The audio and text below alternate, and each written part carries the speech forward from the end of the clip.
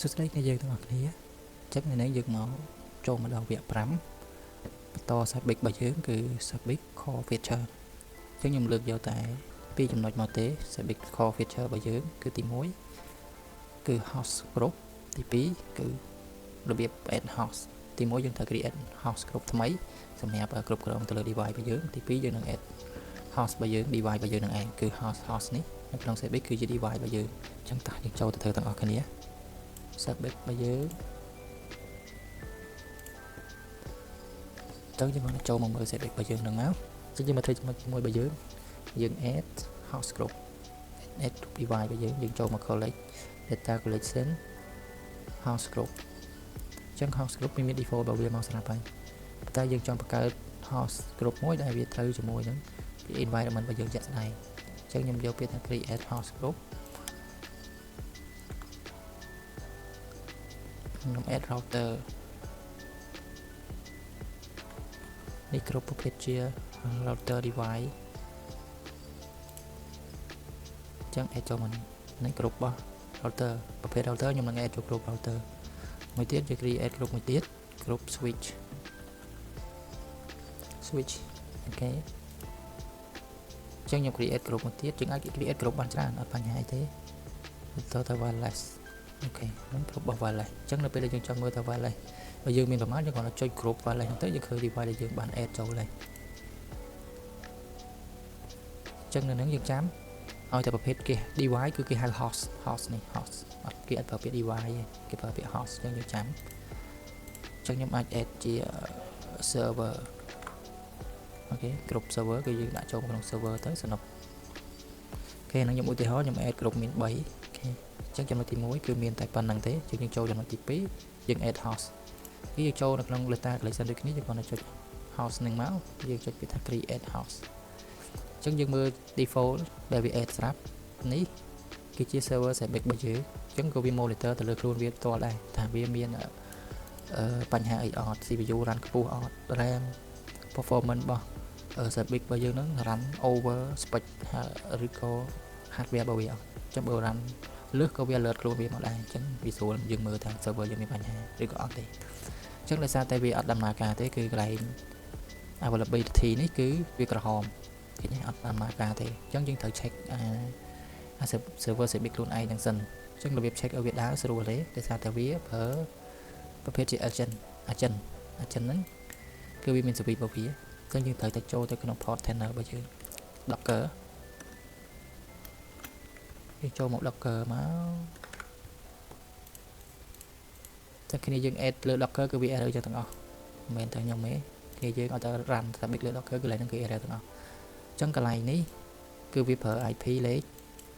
IP local របស់វានេះ 127.0.0.1 អញ្ចឹងយើងត្រូវដូរ IP នឹងចេញអញ្ចឹងគឺយើងសួរថាចុះយើងត្រូវដាក់ IP ប្រហែលអញ្ចឹងយើងត្រូវមក check នៅក្នុង docker របស់យើង IP របស់ server វាយើង copy IP នឹងយកមកដាក់នៅក្នុងនឹងមកគឺអូខេហើយគឺវាចេញ load បៃតងបែបហ្នឹងហើយយើងមក add device របស់យើងមក add host របស់យើងថែមយើង add ឥឡូវខ្ញុំ add router Megabit របស់ខ្ញុំនេះចូលគេនេះ router Megabit របស់ខ្ញុំហ្នឹង model OB 2011ខ្ញុំ add ចូលចឹងខ្ញុំ create host ថ្មីមួយមកខ្ញុំដាក់ថា Microtik router អូខេខ្ញុំអត់ចាំញ៉ាំទេខ្ញុំធ្វើប៉ុណ្្នឹងសិនហើយ template group template ជាស្រ័យ template នេះខ្ញុំ select យក network device ខ្ញុំមករើសយក template របស់ Microtik SNMP អូខេខ្ញុំ select បន្ទាប់មក host group ខ្ញុំ select យក host group របស់ខ្ញុំប្រភេទ router ដែលខ្ញុំបង្កើតមុនហ្នឹងកន្លែងនេះសំខាន់ interface ហ្នឹងគឺជា service ដែលយើងត្រូវ add ដើម្បីយើង monitor device របស់យើងអញ្ចឹងវាមាន service agent មាន service របស់ SNMP protocol មាន JMX ទេនឹង IPMI អញ្ចឹងខ្ញុំមក add SNMP protocol មុន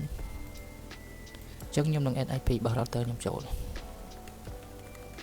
router នេះតិចខ្ញុំ IP 30.1 អញ្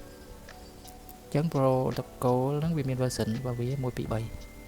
នេះ version 1 version 2 version 3អញ្ចឹងខ្ញុំណែនាំឲ្យប្រើ version 2 សិនដោយសារ version 3យើងត្រូវបំពេញព័ត៌មានច្រើនអានេះយើងនឹង លំអិតតាមក្រោយទៀតយើងប្រើ version 2សិនដោយសារ version 2វាទាមទេតែ SNMP community ទេយើងចូលមក enable នៅក្នុង router របស់យើងអញ្ចឹងរបៀប enable នៅលើ router វាតាម model របស់ router ទេ model MikroTik គឺយើងចូលមក IP SNMP ហ្នឹងមកយើង enable យើង apply OK មកប៉ុន្តែយើង complete យកពាក្យ trap community នេះ copy អា public នេះយកទៅដាក់ complete យ៉ាងហ្នឹងទៅផងហើយយើង OK មកហើយចំពោះ router ផ្សេងគឺយើងរបៀប enable អា SNMP protocol ហ្នឹងក៏ផ្សេងគ្នាដែរអញ្ចឹងគ្នាយើងកុំច្រឡំយើងរកតែពាក្យ SNMP protocol ហ្នឹងយកមក enable តែគ្រប់ model router មិនថា TP-Link មិនថាអីទេ device មួយចំនួនគឺមាន protocol ហ្នឹងតែយើង monitoring device ហ្នឹងឯងអញ្ចឹងយើងពេញព័ត៌មានតែប៉ុណ្្នឹងទេយើងចុច add ចឹងកន្លែងនេះវាអត់ទាន់ចេញទេវាចាប់ផ្ដើមសិក្សាមើលថាតើIP ហ្នឹងត្រឹមត្រូវឬក៏អត់ហើយនឹងcommunity key របស់យើងហ្នឹងដាក់ត្រឹមត្រូវអត់ public ហ្នឹងអញ្ចឹងវាកំពុង check មើលហើយដល់ពេលដែលវាសិក្សាតែឃើញថាត្រូវគឺវានឹងចេញ Q ដល់នេះដែរគេយើង refresh មួយមកអូខេឥឡូវវា Q ណាឃើញទេដល់ពេលដែលវា communication មកជាមួយគ្នាវារួច protocol នឹងរួចគឺវាចេញ Q ហើយអញ្ចឹងយើងអាច monitor router MikroTik របស់យើងបានហើយអូខេអញ្ចឹងរបៀប add យើងមានតែប៉ុណ្្នឹងទេឲ្យតែវាចេញ Q កន្លែងហ្នឹងគឺវាដំណើរការហើយអញ្ចឹងវីដេអូក្រោយខ្ញុំនឹងលំអិតថាយើងទៅ check មើលអីខ្លះដល់ពេលដែលយើង add host នឹងហើយយើងគួរយកវាទៅប្រើទៅលើអីខ្លះអញ្ចឹងជួបខ្ញុំនៅវីដេអូក្រោយបាយបាយអរគុណច្រើន